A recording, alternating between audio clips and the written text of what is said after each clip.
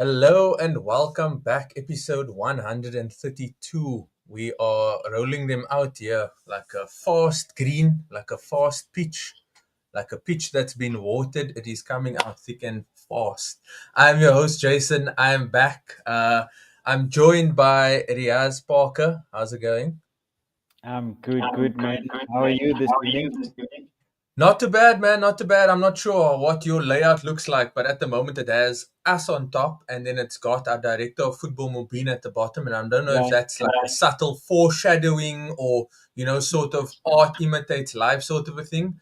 But Mubin, welcome back to the channel, brother. It's been a while. You've now elevated from comments to actually being on the show. How's it been? What you been up to?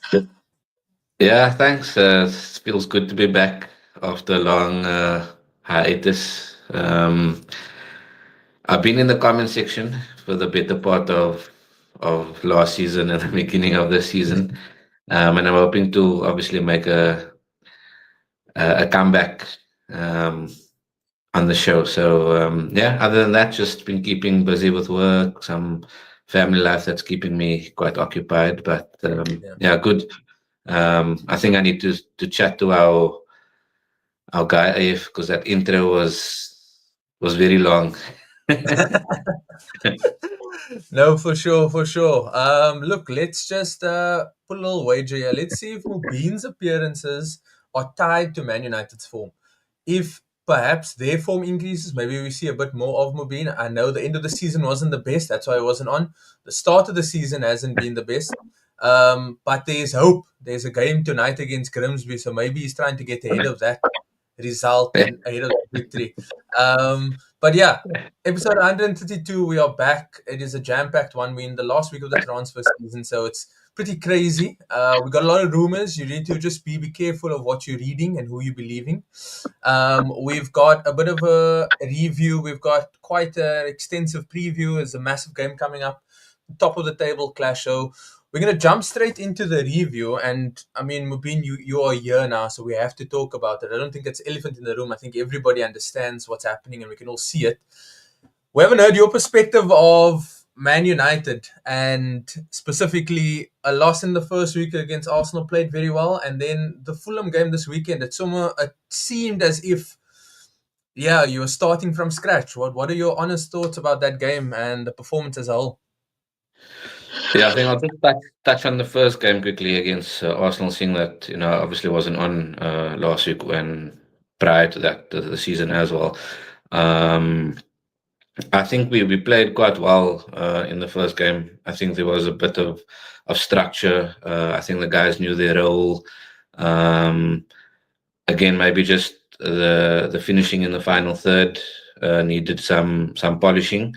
But look, it was the first game of the season, so I mean, I'm sure we can lay with them for a bit. But I was pleased with the performance considering what we displayed last season, and then going into Sunday, I was highly optimistic. Again, based on what we showed against Arsenal the previous Sunday, and that first 15 minutes, I was like, okay, wow. But again, the finishing let us down. I mean, Cunha's chance, it's the post, could have maybe gone off the inside, goes in. I think he had a couple of chances. And then obviously Bruno missing the penalty. I think that changes the game. I was also watching a clip, I think it was yesterday or the day before, where I actually didn't see it while watching the game live, but while he was backtracking to his run up, he knocks into the referee. And in true Bruno style, begins to moan, walks back to the ball, picks up the ball, starts fussing, moaning, and then places the ball and then it misses the penalty. And then the game changes. And then, we looked flat in midfield. I think, okay, besides Cisco coming on a bit early, the changes came in a bit too late. We've now have depth on the bench, but we're still not using our substitutes. This has been going on for the past 2 seasons already. Where guys are running 90 minutes flat, Yeah, flat stoppage time. I mean, yeah, I've I was made aware in that same clip where Bruno isn't 27, 28, 26 anymore. He's now 30. To yeah, run 90 minutes as a general in the midfield, it's tough. yeah, And considering it takes a majority of the load, so why not substitute him, regardless of whether he's the skipper or not? yeah, We've got a proven guy in Kobe. Um, why isn't Ahmed and Mbuemo and Cunha interchangeable? Why are we playing Ahmed at the right wing back when he showed his skill last season as a right winger? yeah, Um, these are all things that don't make sense to me. It's highly frustrating. So I don't know what to make of it. mm, I think we got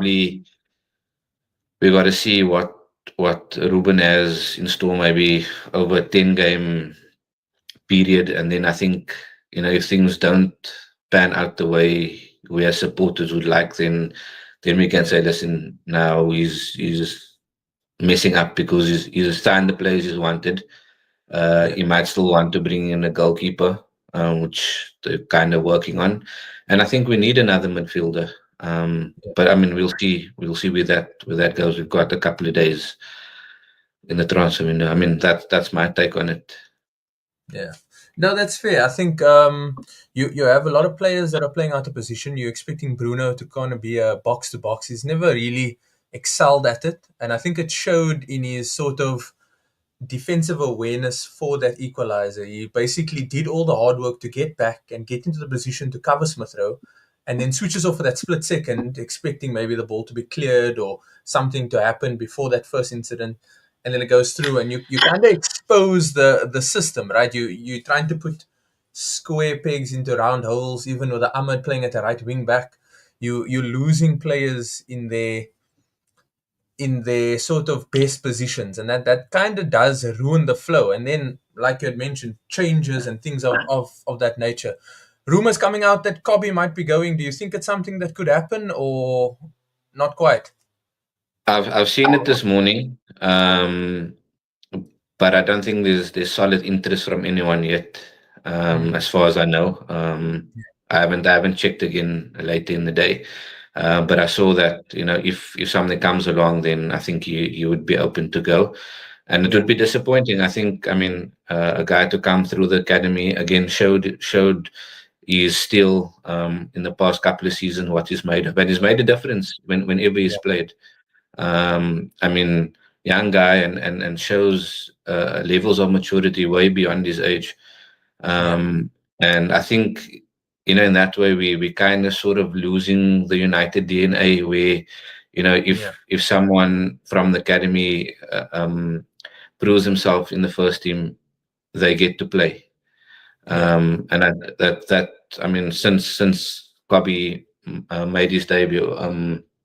There's been Collier that's played a couple of games last season, but the guys haven't really gotten game time, and that's yeah, that's that's the United way where yeah, they rewarded for effort. I mean, Rashford's a clear blueprint of yeah, recent past where he made his debut. I think we didn't have a striker, scored, and hasn't looked back since.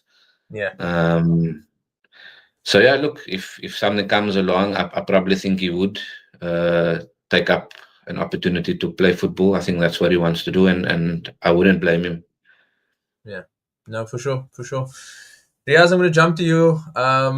Look, you seem to have this sort of start as a. I'm going to leave United now, just for a bit. Don't want Mubin to start crying. If you want any more thoughts, we had done a episode of Red Talk. AF sat with Dan from Dan Loves Footy. Definitely check it out. They discuss a bit more at length about United and sort of issues that are happening. But we have Riaz, who supports Spurs, claims to support Spurs, and 2 out of 2 going to the Etihad, and I think probably the most guaranteed 3 points in the last few seasons for you guys. What are your thoughts on that game? And I mean, we had done a little bit of a reverse psychology last week, and it seems to have come to fruition, isn't it? But 2-0, I don't think anybody expected City to not score. What That's are your true. emotions during the game? I guess, like you said, it's one of the easiest fixtures for us in the season, so we shouldn't get carried away with it. Uh, I can't be cocky. It's just that Yeah, it's not I fitting was me. I was waiting for you to autocorrect there. But yeah, I think it was a really good game. I mean, it's really interesting to see, like, with including the Super Cup, the 3 games that we've played so far, the different tactics that we are able to employ Mm. for different teams that we come up against, and I think that's really, really good. And it's going to be really interesting to see if we can keep doing that for the rest of the teams, and if it's going to work. Because in the first game against PSG, 5 at the back, I would say 5-5-3-2. In a game with Burnley, we had more position. 4-3-3 with 3 youngsters in the midfield, and then ball playing youngsters. Let me put it that way. And then against City, 4-3-3 again, but with a more, I guess, defensively minded midfielders, which in Palina and Bentancur, and it all worked. But I think the difference is also two things. The difference would be is that kind of the kind of rest defense that we have now. So Okay. when we go attack, as soon as we lose the ball, we're in better positions to kind of defend whatever's coming back our way, as opposed to last season where everybody was just in the box, and then when people that broke, it was just Van der Ven or Romero or Spence to defend. And the second thing is that we've improved is how directly we attack, and I think that's shown as well. Like we don't waste time on the ball. If there's a pass to play forward, we go forward and we get down the field as soon as we can. So it's really interesting to see the different tactics that Thomas Frank has kind of employed, and how quickly that the team has kind of bought into it. And on Saturday, I think we played really well. We pressed when we needed to press. We were the midfield were demons. I mean, we outworked City, and that's how we won the game, I would say. And of course, Trafford, he was lucky boy to be on the field still. Personally, that's for me. I think so. There was a handball and a knee to the chest, and he didn't even come away with a yellow card. So, I mean, happy for him, but also he gave us a goal, so I appreciate that he was still on the field, I suppose. Yeah, no, that's fair. I mean, look, we've seen Brentford under Thomas Frank in years be very resolute defensively, and then also have an exceptionally quick counter-attack system that they had in play. I mean, Brian Mbeumo show now at United, not that people didn't know he was quick, but he's got some speed on it. So you got him, you got a guy like Jan Visser, and I think in Richarlison and Kudus, and I can't remember who the other guy was on the left hand side. Was it probably Brennan Johnson, right? Yeah, Brennan Johnson. You've got speed, and sometimes that's all you need to also catch a team out when they have such a high line, which City had employed. It was very strange. They also look that second goal. There was a lot wrong with what City had done, but again, you have to finish it. You have to score the goal, and then they had no other answers. So to all of the things that they posed, I think Spurs handled it well. I think it's definitely a great sign for you guys. It's unfortunate that there have been so many seasons where you have started in similar fashion and then fallen away. So the big question then shifts from, okay, good performance to maintenance and then consistency of it, right? Mubin, are you surprised that Spurs have sort of adapted this quickly? If we take it back to maybe pre-season to the PSG game, they obviously did turn up in the Spurs fashion in the last 5 minutes, but before that, they played very well. Then Burnley a good game, and now City a good game. Are you a bit envious of how quickly they've absorbed to Thomas Frank's tactics Don't put when the green eye on us. Yeah, Ruben taken a bit of time? obviously, a bit envious, and I think in our group, I was one of the naysayers for Spurs this season. But it's a club that I wouldn't say like, but I secretly, sort of cheer for, Oh, as another one as of the these previous sort of every team mid stuff here. mid table club in obviously of the previous years. But I managed to watch the City game, and I was pleasantly surprised at the structure of the defense. Considering obviously last season, like Ria said, sort of, I think they were a bit like quite fluid. They pressed quite high up, and they managed to contain the City threat. Look, there was early on in the first half, towards the end of the first half, there were a couple of moves between Haaland, Mamouche that didn't really come off. There was the chemistry. You could see that the link up play was there in terms of the chemistry, but they were quickly silenced. And I'm happy for a guy like Richarlison. I was a big admirer of him when he started out at Watford. Sort of lost his way when he went to Everton, and last season was a bit of a write-off for him at Spurs. But to see him with a smile on his face, he's an aggressive character by nature. He wants the ball, he wants to run at people, run at defenders. And like with Kulusevski out, there's a bit of creativity that I thought I would have lacked. But the guy like Kudus coming in, a workhorse. Brennan Johnson putting up his hand with it. I think it was a clinical finish, good pace shown on that break of the counter attack, and a good ball put in. I can't remember who put it in, if it was Richarlison or Richarlison. And then I can't remember the second goal. Just refresh my memory. Trafford tried to play out, and then there was a bit of and then Stark got in quickly, Palinia. Palinia slotted in.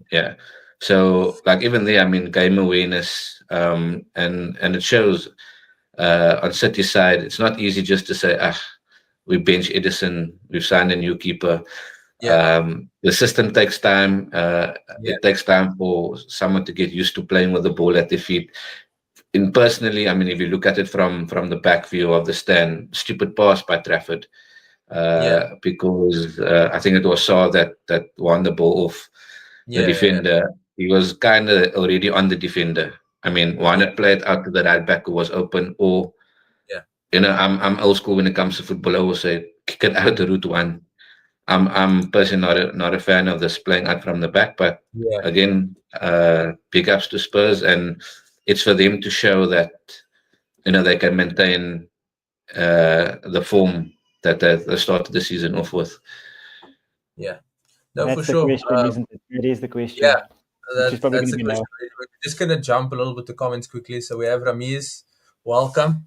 Main chairman. As always, he says Spurs playing like Europa champions. I can agree. Thank you. He's also asked the question, will Trafford come good? I think potentially if they sign another keeper, maybe he'll have to force himself to come good.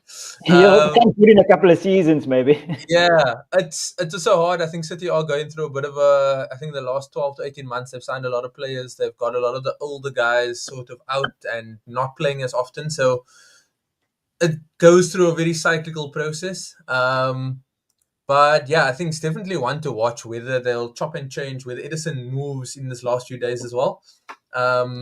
And just whether they're going to stick with him or whether he then becomes a cup keeper. What happens to Stephen Ortega? Does he stay? What happens to all the other keepers that they have there? So it's definitely one to watch. But going through all the other results, I think there was a big win for Chelsea. A little bit of doubt when that Lucas Paqueta goal went in, and then a few other results that possibly people didn't expect. Everton against Brighton. Everton playing their first game at the new stadium. 2-0 win, looked very comfortable. Jack Grealish, 2 assists. Seems like we might be seeing old Jack Grealish again. I can't wait. I love watching him. We had some low scoring games. We had Brentford against Aston Villa. Surprising result. That was a 1-0. Unai Emery, I think it's the 4th season now, so that's generally when the wheels start to fall off. Burnley beating Sunderland 2-0. And then, we've got Arsenal and we've got Liverpool, but we're going to jump into the preview now, just because we've got this massive fixture coming up. And by the time it gets to Sunday, it might not be a top of the table clash. Spurs might have won and they might have gone to the top, so it might have been second versus third. But Liverpool beating Newcastle Monday night in a very feisty encounter. And then Arsenal putting Leeds to the sword on Saturday. Obviously, the main man, Victor Gyökeres, getting 2 goals. Mubin, where did you watch Monday night's game firstly? What are your thoughts? Liverpool, in their first game week, they beat Bournemouth, but also sort of like not come from behind, but really had to work for it. Monday night the same. What are your thoughts on them now?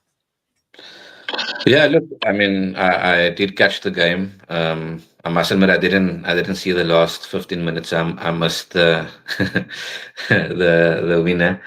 The 11 But minutes I mean, added on time. yeah. Newcastle again. I mean, the way they started the game, I think Anthony Gordon was brilliant. Mm. As well as who was on the left, Harvey Barnes. Bobby Bonds did well, yeah. I think they sliced through Liverpool's defense like a knife through butter. Again, a similar paintbrush that I can paint them with. The United paintbrush is the finishing let them down. They could have easily been up 3-0 within that first 15 minutes. Yeah. And then it's a different game. And then that rescinded or overturned yellow card changes the game for them, because the guy that caused Liverpool all the problems as well, Anthony Gordon.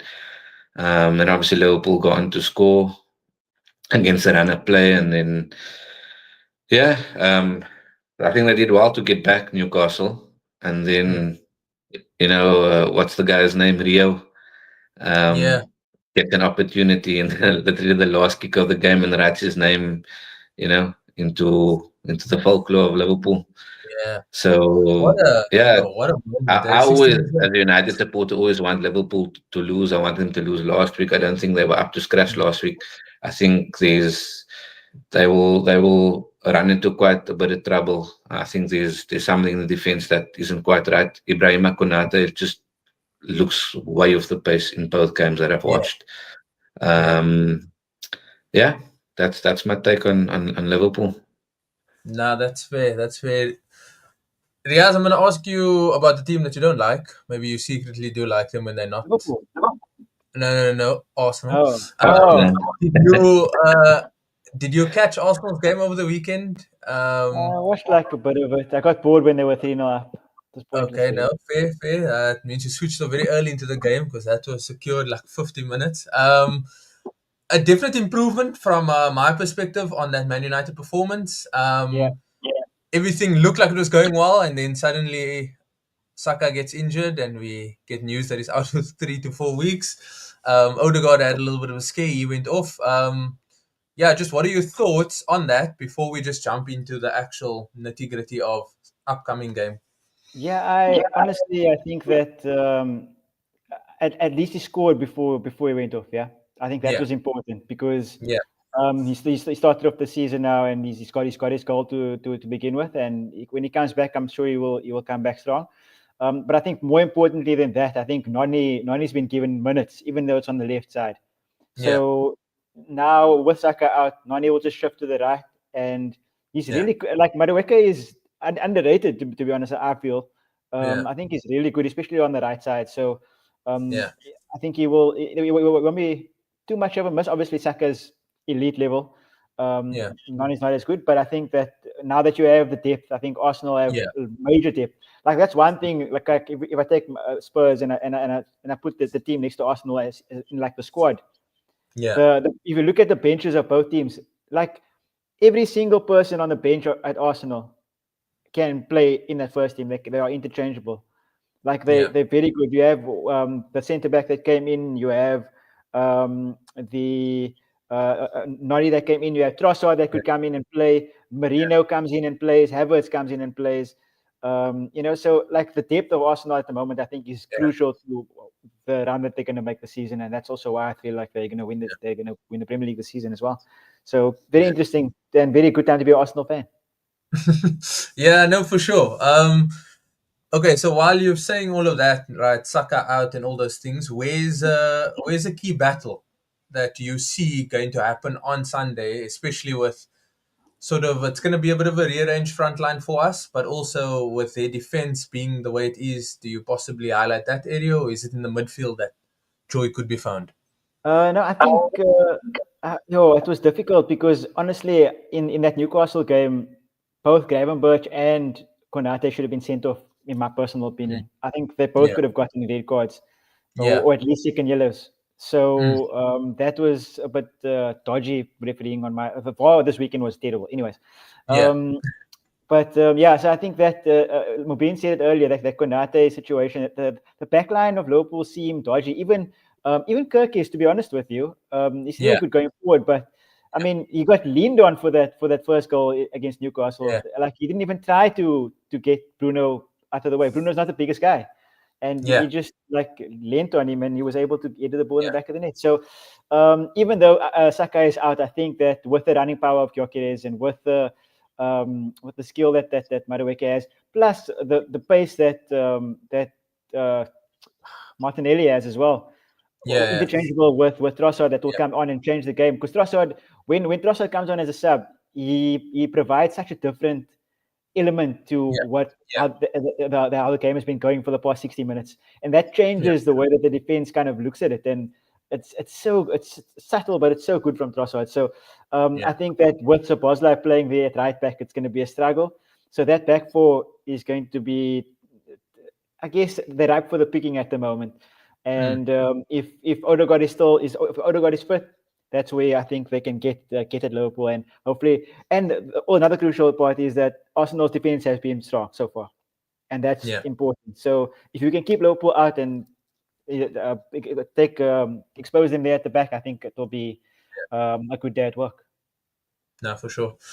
Mubin, looking at those, I think the acquisition of Martin Zubimendi, I think it's been pivotal. We actually able to push Declan Rice a bit further forward. You got Odegaard, who's now got a bit more confidence to play. Do you think that midfield battle becomes so crucial over the weekend, just with the way that Liverpool's midfield have had to interchange and change about, in the sense of Szoboszlai going to right back? There's a few players that are still struggling to hit the form. Do you think that's possibly an area that could be one, or that win or lose the actual tie? Yeah, definitely. I mean, I think if there's one area in the game where Liverpool could win, then it would be the midfield. And I'll touch on that in a bit, because, like I mentioned earlier, the defense looks a bit shaky, and I think Arsenal's front line, I can echo what Riaz has said. You guys are looking deadly, and with the interchangeable players that you have, Havertz and Saka's now obviously out, but there's depth on your bench, and the way what you showed on Saturday, you weren't bad at all against United as well. In the first game, that's where the game's going to be won for you. And just about, obviously, when the chance comes for whoever it falls to have the confidence to slot the chance away. And then obviously your defense looking rock solid, whereas Liverpool's isn't. So the area where Liverpool would want to win the game in is the midfield, because they obviously have enough quality there in terms of Szoboszlai, Gravenberch, but Arsenal's got quality as well. So, in the middle of the park, that's if Liverpool do want to win the game, it's going to come from that area, and they've got to win that midfield battle. But I personally don't see it going their way this weekend. I think Arsenal will walk away with 3 points. I think they're just a little bit too much quality, considering the way Liverpool has started the season, and also considering the way Arsenal has. So, yeah. No, that's fair. Just you've now said 3 points. Can you just give us a prediction quickly? I know you have to dart off, so just your final words. I think it'll be a 2-1 to Arsenal. I think Liverpool there is quality to score. I mean, you can't write off a guy like Salah. So I think there's a goal in Liverpool at any turn of the game. But I think it'll be 2-1 to Arsenal, and I think it'll be an open game, and entertaining. Yeah, no, for sure. Riaz, same for you. Close. I'll give you guys one more goal. Okay. I'm actually gonna go 3-2. I'm gonna go 3-2 Arsenal, or 3-1, one of the two. But I think you guys will score 3. But Liverpool have some goals in them for sure. I think the start of the season of Ekitike has been odd. I mean, it's been so good, which makes me feel so weird about it. I mean, he's not even. They want Isaac, and there's this guy who's hit the ground running, who scored such good goals, and they still want another striker. So it just seems greedy to me. But honestly, I think that that's going to be 3-1-3-2. I think they're going to get a wake up call this weekend. They should have gotten it on Monday, but unfortunately, the referees won their side. So I think this weekend, hopefully they will get it. Yeah, no, that's fair. That's fair. I think probably one of the few times you go into a game feeling a bit more confident as an Arsenal fan. I'm Okay. Yeah, I'm just saying it. As I speak of confidence, Dave Mubin leaves us. It's also, it will be a test to see where our mental is, because I think it's a Liverpool that can get got at. So it's like, if they are playing as poor as they are, and everybody, then Anfield. So it's not always it's not the most. I take it back. 1-0 Arsenal. 1-0 Arsenal. Yeah. No, well, I mean, look, the 2-2 isn't not the 2-2, but actual goals wouldn't be the worst thing. They've conceded 2 in the last game at Anfield, and probably could have conceded a few more. Bournemouth also played a very. They just put everybody that they had still at the club, played them. There was no extra additions and things like that. But last season was both 2-2 at Anfield and also Emirates, so there's definitely goals in this fixture. It's not as low scoring as previous years, or high scoring on one side and not the other. But yeah, I think I want to go into this game feeling a bit more confident, because if we're wanting to stake a challenge, we have to beat our direct opposition.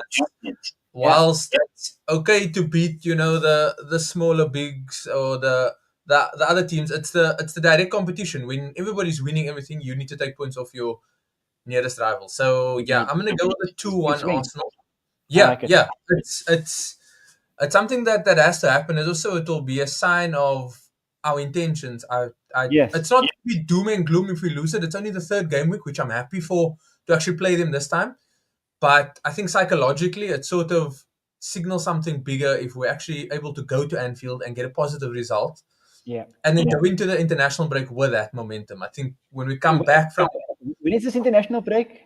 It's after this game week. Yeah. After week 3.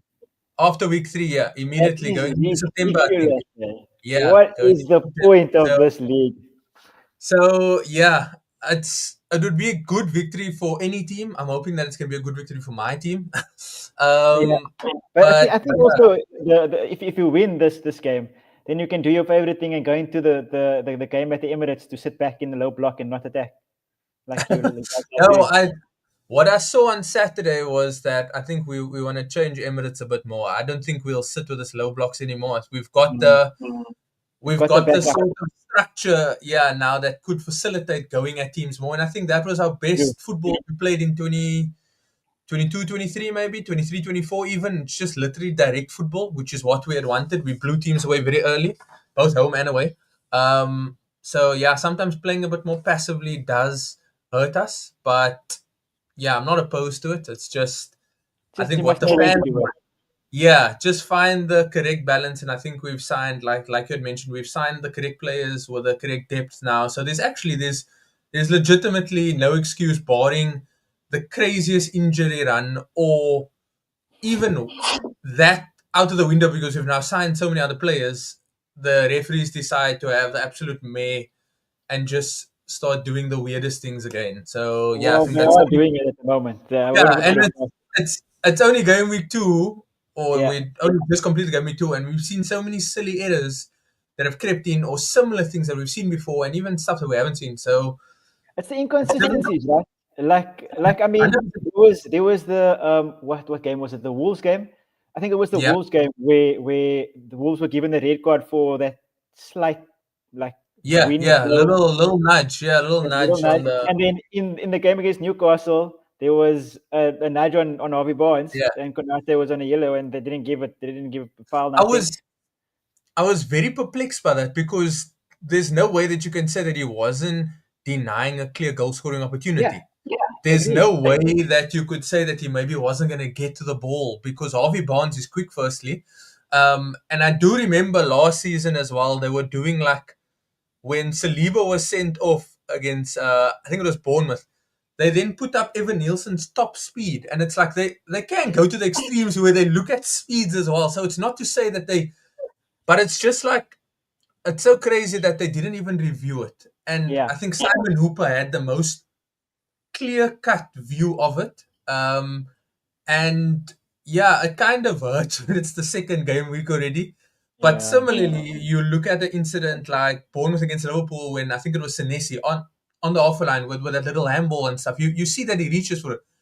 So 1 week Liverpool get shafted, and then the next week they then get the rub of the luck. So it's literally, it's like in the space of 2 weeks you can have a decision go for you and then it can go against you, and it's just so madly inconsistent. And yeah, I don't think there's any other main comments besides Ramiz, but he says a draw most likely. I can see it happen.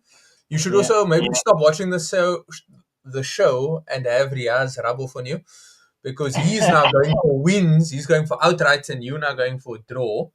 I like it, Ramiz. Keep it up. Yeah, no, look, Riaz will always have a fan. Yeah, you always have a fan in Riaz, rather, if you say a draw, most likely.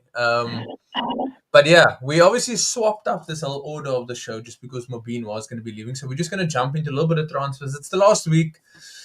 There's a lot that's happening. There's a lot of clubs that are needing to make a bit of movement.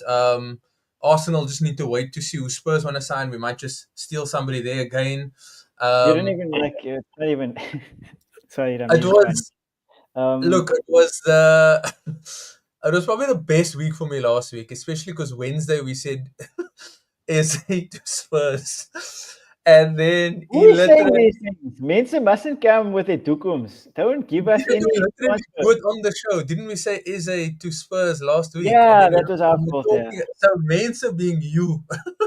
So yeah, maybe you shouldn't talk about anybody, or if you really believe in it, say like, okay, Nicholas Jackson to Spurs or Jadon Sancho. You see, that's scary. That's scary because if that happens, then maybe Arsenal come in for it, man. Maybe Arsenal come in for it. I need Nicholas Jackson. But yeah, we'll jump into somebody potentially that Spurs are linked with. I don't think it's going to happen just because I think as we compiled this information, it was at the start of the week, and then I followed up a bit on the reports, and we see that Fabregas says that this is somebody that's going to stay. There's a whole back and forth between, I think, Real Madrid, because they still also have some sort of a buyback clause on him. But if this were to happen, would you be excited by this Nico Paz signing? Because he is definitely, I think he sort of then fills into the Madison vacancy or even the Son sort of a move out there. Yeah, that is a lot of millions, though, Ramiz is right. And secondly, it's after last week, it's very difficult for me to get excited about any sort of transfer news anymore. Because, well, not after last week, it was basically the beginning of the season already with the whole Morgan Games White situation. But this transfer window for us has been shocking. It's been so bad. Yes, we brought in Kudus, that's lovely. We brought in Paulinho on loan. Both decent business, but like we've taken the whole window basically to know, and we've known that both Son and Madison are now out for the rest of the season. /gone, and we haven't gotten a replacement. So like, how bad can you be to know where you need to strengthen and just not go out and strengthen? I mean, it doesn't make any sense. He would be a good player though, Nico Paz. I've watched some compilations of him, I suppose. And he's very, very decent, very creative. You know, he moves well. He's a youngster. But take that 70 million and go throw it somewhere else. Maybe go find somebody else who's maybe, like we always talk about, prem-proven. Not that I'm sure there is a lot of creative players that are available and also prem-proven. I mean, take that 70 million that you're going to spend on him. Take 30 million of that Morgan Gibbs White stuff. Go get Morgan Rogers. I mean, just do that. Why don't you? It's fine. Even though it's ridiculous, just do it. I mean, I'm sick of this now. Nah, that's fair. Look, there's also and it's not on these slides right now, but there was the left back from Bayer Leverkusen. It was also linked to Spurs that might now also go to Arsenal. That Pio. Oh, Hinkapie. Yeah, something like that. I think he's centre back. Centre back, left back, hybrid sort of defender. You know, Arsenal. Every window they there has to be a left back signing. So whether we make 7 signings in the offensive thing, Mikel Arteta needs his left back / centre back. So definitely one to keep your eye on as well, especially with the outgoing of Jakub Kiwior. I'm a bit sad about that, but yeah, Are you maybe really though? Are you really? Is it I sad? think he had endeared himself to me more last season when Gabriel was out and in Yeah. that little Champions League run, and he slotted in perfectly. But I can also understand he's 25. He needs some sort of consistent He'll football. be now. Yeah. Yeah, and I don't think Poland made the World Cup, but it's just to keep going, just to keep getting that sort of form, and yeah, just playing competitively and also minutes. So yeah, definitely one to keep an eye on. Next one in the line, which I also don't know whether it's going to happen. It's going to be ridiculous if it does happen, seeing as they just spent 30 million on a goalkeeper. They're now looking to replace or get in another Gianluigi Donnarumma. Do you reckon this one goes off, or is this just one of those like no concrete talks? It's just rumors going around. It would be interesting, but I don't see the point in it. I Yeah, genuinely don't see the point to this move, both for the keeper and for the club, because yeah, he's not that kind of goalkeeper. yeah, He's not the goalkeeper that they want and that they love. I mean, yeah, they got rid of Joe Hart because Joe Hart was a Donnarumma type goalkeeper. yeah, And Pep said that you don't play the way that I want to play. So, and Joe Hart had to leave. Joe Hart had already won. Like he was such a good goalkeeper, and he had to leave yeah, Manchester City. So I yeah, don't see the point in this transfer. In saying that, he is the best keeper out of the three at the moment. yeah, So, I mean, it would make sense. 40 million is very cheap for yeah, Donnarumma, I think. And if Edison leaves, they have a space for a reserve keeper, which Trafford will be probably, yeah, because he's so young, I suppose. But yeah. yeah, it's going to be interesting. What do you think about this? Do you think it will happen? I don't think it's gonna happen. I think something must have definitely happened with him and Luis Enrique. I Yeah, mean, for them to sign Lucas Chevalier and then play him in the Super Cup like immediately, that was the first sign. You're obviously wanting a keeper that can play out from the back. So if he wasn't good enough for PSG's system, which maybe isn't as reliant on that play from the back, how are you going yeah, to come to Pep, who basically started this whole thing? So I think keepers have moved away from the traditional shot stoppers, and that we've seen as with most clubs now. You have to be able to handle the ball with your feet, be able to play out from the back and things like that. So whilst he's probably one of the best shot stoppers up there with maybe Thibaut Courtois, Alisson Becker, but I don't see it happening. If but I City don't spent understand. 50 million, it would be also crazy because they've also, Yeah, I mean, they've spent a pretty penny in this year. This true. calendar year alone, this could take them to, I'd say like 500. like 500. I was gonna say like 400, just over 400, Yeah, and somewhere could around actually. there. So yeah, I But, think it's. but I mean, so why, if he's available, right? Hmm, Why are Manchester United and Chelsea for 40 million not yeah, jumping onto this opportunity? Is my question, yeah, because they are the teams that really, really would benefit from such a yeah. keeper, like Having a somebody lot. like this. Yeah, Yeah, I mean, and because I mean, their play doesn't like revolve around a keeper that can play with their feet. yeah, They don't need a specific keeper; they just need a good shot stopper that can yeah. play. And No, I for mean, sure. he is one of the best. So Yeah, I mean, you saw the Paqueta goal was a keeper error. It was a great yeah. strike, but it was a keeper error. So Sanchez I mean, grabbing at air there, thinking it's the last yeah, airbender, trying to. exactly. Yeah, So I mean, yeah, you never know. We'll see. I mean, they should be going in technically, but I don't think this will eventually work out yeah. for both player and the club. Yeah, No, for sure, for sure. Definitely one. I think both Chelsea and United, their game and the team immediately gets elevated with the signing. This is that sort of signing that Liverpool needed back in the day when Alisson came in and it just suddenly lifted the 100%. profile. So yeah, maybe not going to happen, but at the start of the week, like I said, it looked like it was. Yeah. We've got the last one here. We got Garnacho being linked to both Spurs and Chelsea. Does that say According minus to 50 our million? favorite, yeah, according to our favorite culture vulture, Fabrizio, there's definitely going to be movement. And Don't believe Garnacho, anything you see.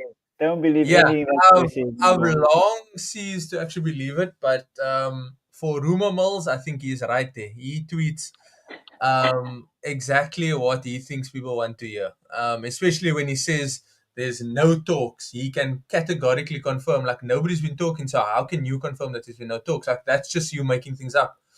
But yeah, I think there will be movement at Chelsea. Whether he goes to Chelsea, though, I don't see it happening, just because they've signed so many other forward line players. So, like, And in they've his signed. position. Yeah, they've got Rory Delap. They've got Liam Delap. They've got João Pedro, who also slotted into that left-hand side position. Do you think do you think this happens, or is this just? I mean, I think United maybe dodge a bullet if they can get 50 mil for him. That's that's United fans are saying that 50 million is too little. I've seen the discourse, like they say, 50, 40 is too little. What do you mean? Do you want him to go for free? Like, I mean, he's not worth more. He hasn't proved that he's worth more than that. Like, 40 million, okay, that's fine. You can go for 40 million, but 50 million is a stretch. I wouldn't pay 50 million for Garnacho. He's young, but like, I mean, 100%. Okay, there you heard it. That's Austin says it's true, so it has to be true. Austin hangs about that Cobham, so he has to have the direct line. But do you want this, Austin? Like, is he going to play over Gittins? That's the whole thing. Like, Gittins is going to start at the end of the day. You have Pedro Neto. You have Estevao, who's been amazing this season so far. Yeah, Estevao did really well over the weekend. He looked very lively. And it's one thing signing him, and okay, 35 to 40, maybe that is a steal. I don't know, probably not. I think it's exactly what you have to do. Yeah. But it's not that Chelsea lack depth. It's not a signing to increase the depth, because they have a lot of players. So I find it maybe they're giving United a cop-out and signing him. I don't think that he immediately elevates what Chelsea are currently doing. And he's not also one that adds massive amount of goals from the bench, because he scored like little to nothing last season. And even in maybe the environment, Yeah, I mean, also true, but I just think that, I don't think he's exactly what Chelsea need right now, especially since they've signed so many players. And okay, if they do, maybe that environment that you mentioned, it might be good for him. It might change the thing. It's just he comes with a bit of a ego presence to him, sort of, right? And if Chelsea somehow do this, that they sell him 2 to 3 years for profit, I'd hate, because Arsenal's probably going to buy him in 2 to 3 years. But I think I really hate the fact that Chelsea do so well with their outgoings. True, they do really well. They must have everybody's private information, because the way that they can get these deals off is ridiculous. I think Liverpool have done really well. They've got so well. So definitely not a needle mover. But I just think it's gonna be in the time where you guys are spending so much and you're also able to get some money out. Like, I feel like it's a waste almost. But that's just my honest perspective on what he's shown when he was at United. Maybe that environment changes. Maybe he gets to play a bit more regularly. I don't know. I suppose they're selling him for money. So, like, Austin made a good point. I mean, they're not buying him for to do anything on the pitch. At the end of the day, this is now a business decision that we're hearing about. They're paying this because it's a steal, and they can sell him for, even if they sell him for 50 or 55 in a couple of years' time, it's still worth it, which is crazy. Yeah. I wonder what his wage would be. Like, I don't claim to know what he currently earns at United, but what would he get at Chelsea? Because they also don't not pay well. I think they'll definitely look after him, and maybe that's what he wanted. Maybe he's just after job security. Maybe he's just like anybody else. There's a chance to go and earn some more money. He's gonna go, and he's gonna think he's the top dog there. So let's see. Definitely want to definitely keep our eyes on. I think there's a few clubs that are needing to strengthen. Spurs still need to probably put a bit more into that squad depth.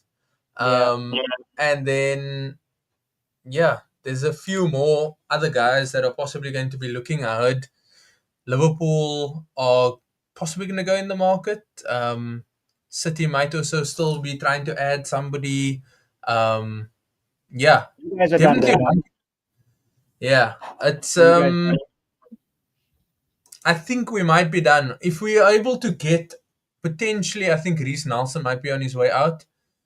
I'm going to judge on Berta at the end of the window, and I think he's done exceptionally well for the incomings. I think the biggest thing is we haven't been able to offload. So if he can get some cash for these guys and actually sort of balance that out, then I'll be exceptionally happy. Like I'm extremely happy right now.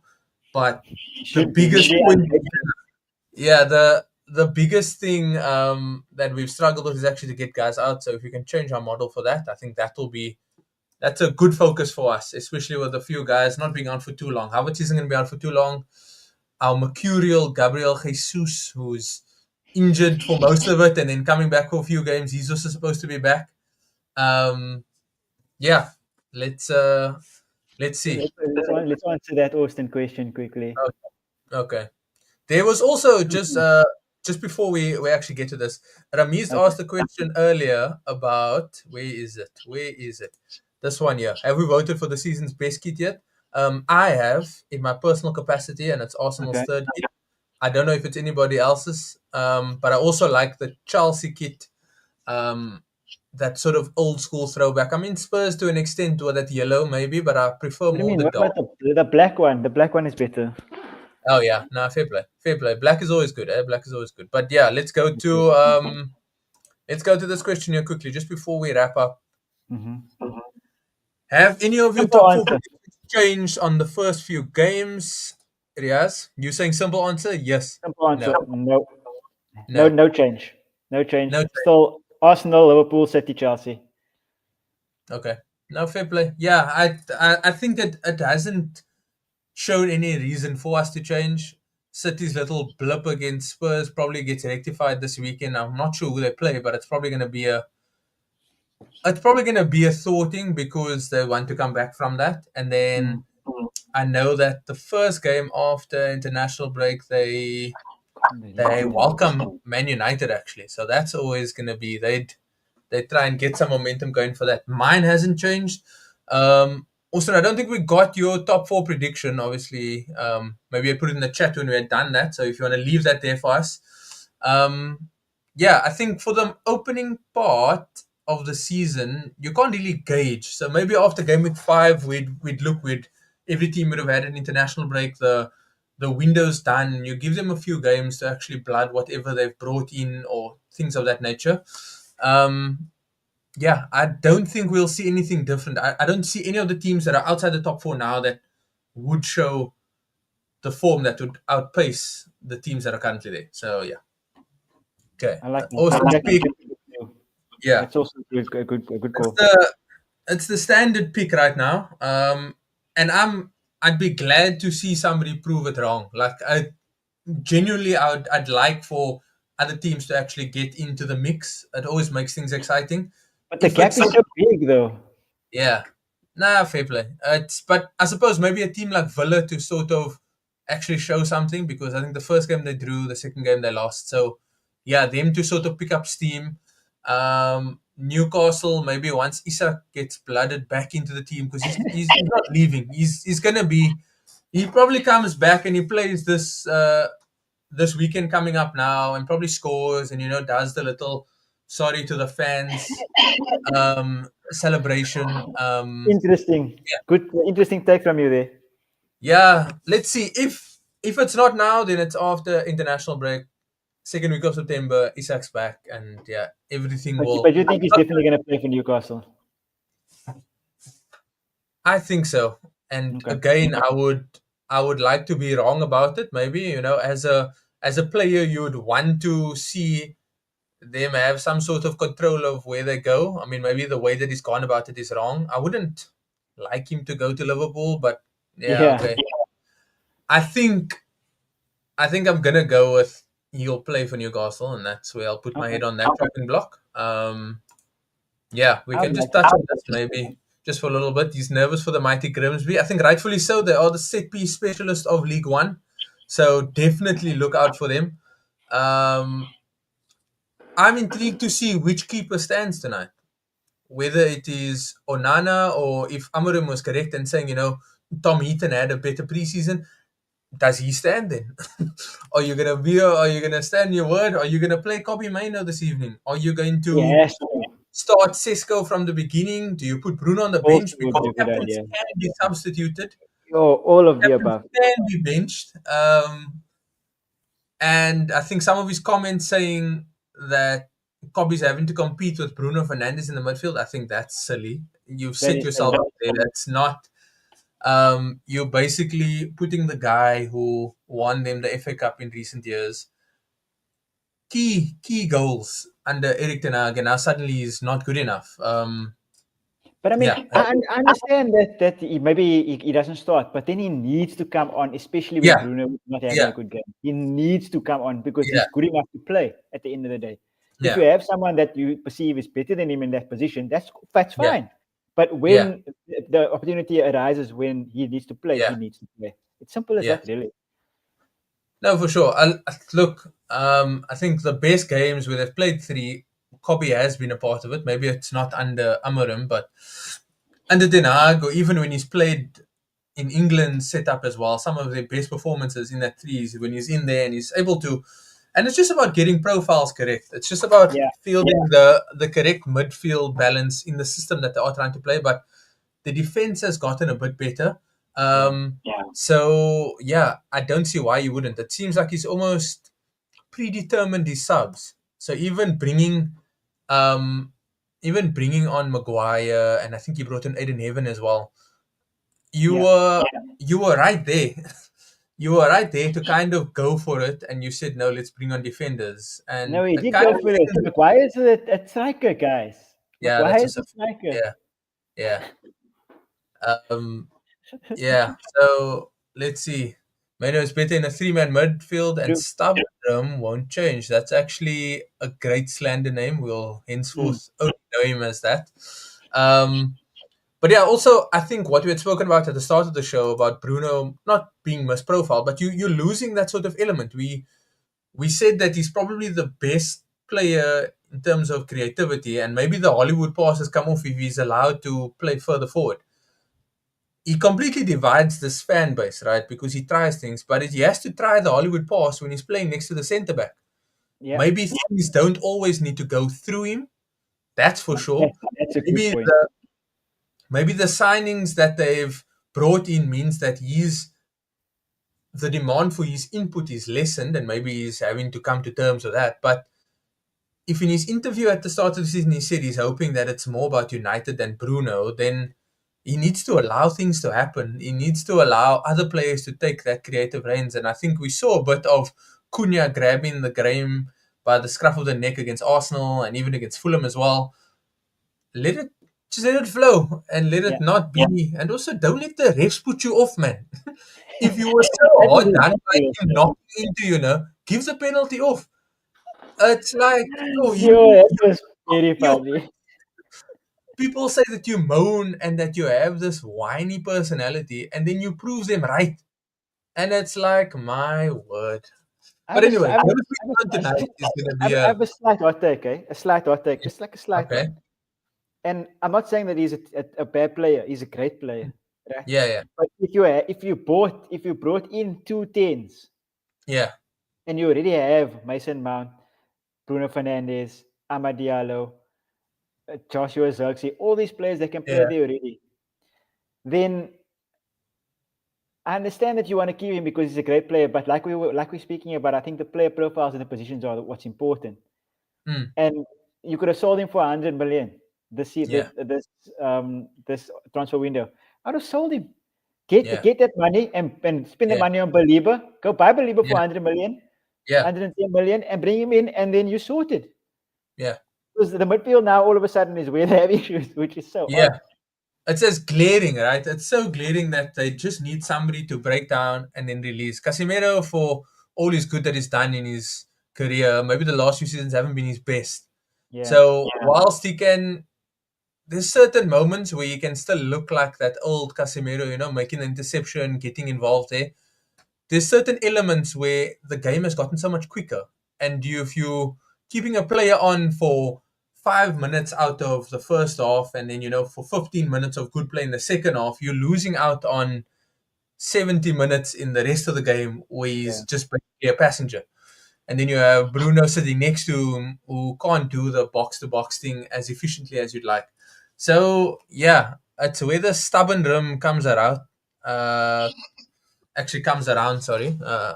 So yeah, let's see. Let's see the team firstly, because 1-1 with a penalty win this evening against Grimsby is not going to feed them with a lot of confidence. Then they have Burnley at home. They have international break, and I think in the next few games, the next four, they've got Man United, Chelsea, and then Liverpool.